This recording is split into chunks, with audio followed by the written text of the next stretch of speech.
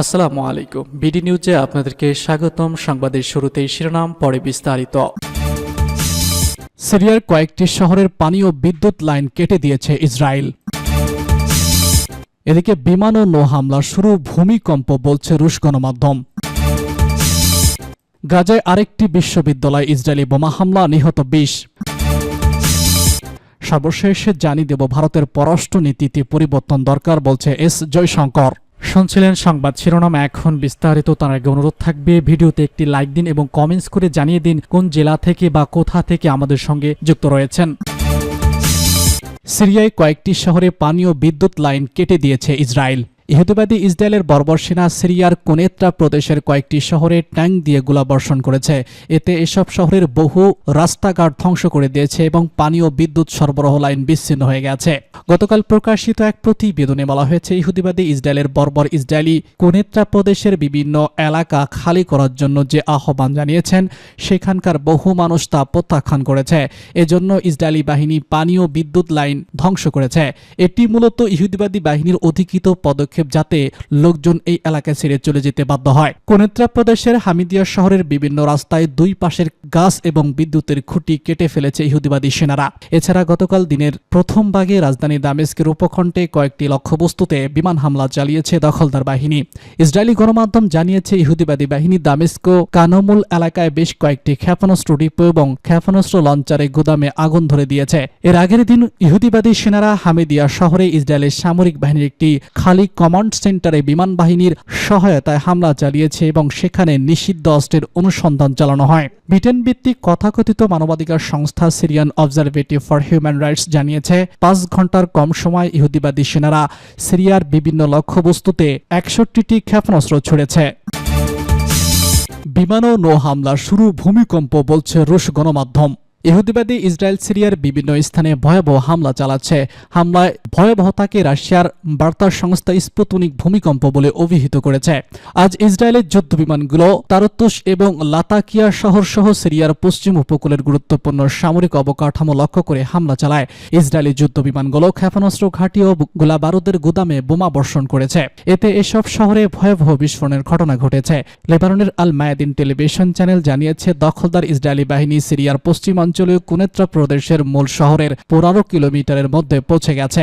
এদিকে রাশিয়ার বার্তা সংস্থা স্পুতনিক জানিয়েছে, ইহুদিবাদী ইসরায়েলের সেনারা হামা এবং হোমস প্রদেশের কয়েকটি সামরিক অবস্থানে হামলা চালিয়েছে।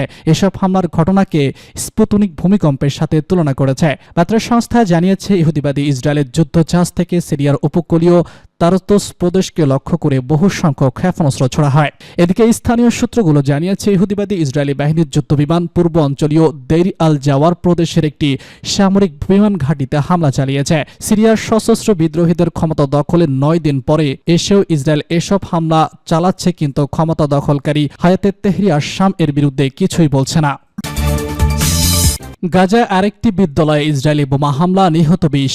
ফিলিস্তিনের গাজার দক্ষিণাঞ্চলে খান ইউনিসের আহমেদ বিন আব্দুল আজিজ বিদ্যালয়ে বোমা হামলা চালিয়েছে ইসরায়েলি বাহিনী। এতে অত্যন্ত 20 জন নিহত হয়েছেন। স্থানীয় ওয়াকাফা বার্তা সংস্থা খবর জানিয়েছে। ওয়াকাফা জানিয়েছে, এই ঘটনায় আরও অনেক মানুষ আহত হয়েছে। আহত ব্যক্তিদের মধ্যে শিশু রয়েছে।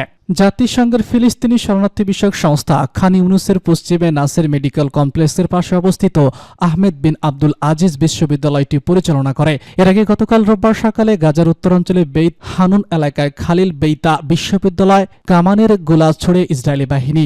হামলায় শিশু সহ কমপক্ষে 20 জন নিহত হওয়ার খবর প্রাথমিকভাবে পাওয়া যায়। আহত হন কয়েক ডজন। পরবর্তী সময়ে গাজার সরকারি গণমাধ্যম দপ্তরের মুখপাত্র জানান, খালি ওবদা বিশ্ববিদ্যালয় হামলার ঘটনায় নিহত মানুষের সংখ্যা বেড়ে অত্যন্ত 43 হয়েছে।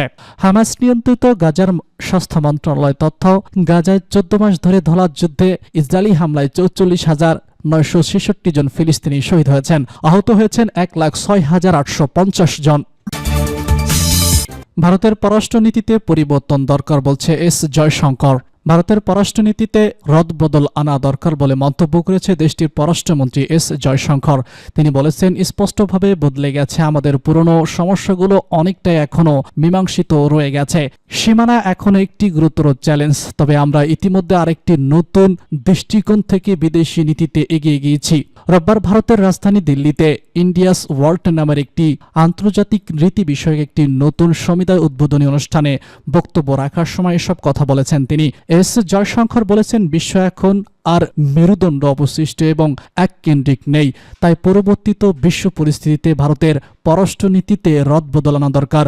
ভারতের বিদেশি নীতির একটি গুরুত্বপূর্ণ দিক হল দক্ষিণ পূর্ব এশিয়া ও পূর্ব এশিয়ার অন্যান্য দেশগুলো থেকে শিখে নেওয়া মূল্যবান পাঠ। ভারতের পররাষ্ট্রমন্ত্রী আলো বলেছেন, গত 2 দশকে বিশ্বায়ন তীব্র আকার ধারণ করেছে। দেশগুলোর মধ্যে পারস্পরিক নির্ভরতা অনেক বেশি বেড়েছে। এসব কিছু পাশাপাশি প্রযুক্তি ও মানুষের দৈনন্দিন জীবনে বড় পরিবর্তন এনেছে। আমরা যখন পররাষ্ট্রনীতিতে পরিবর্তন আনার কথা বলি, তখন নেহরু পরবর্তী পররাষ্ট্রনীতি গঠনের কথা হয়। তখন এসবকে রাজনৈতিক আক্রমণ হিসেবে গণ্য করা ঠিক হবে না। তিনি বলেছেন, বিশ্বমঞ্চে ভারত ক্রমশ গুরুত্বপূর্ণ ভূমিকা পালনকারী দেশ পরিণত হচ্ছে। আগামী বছরগুলোতে বিদেশে ভারতের প্রতিবেশী শ্রমিকদের সংখ্যা নাটকীয়ভাবে বাড়বে। আন্তর্জাতিক পর্যায়ে আমরা গতিশীলতার কারণ দেখতে যাচ্ছি। তাই বড় করে ভাবা, দীর্ঘমেয়াদে ভাবা এবং স্মার্ট করে ভাবাই ভবিষ্যতের রাজনীতি বলে মনে করছেন তারা।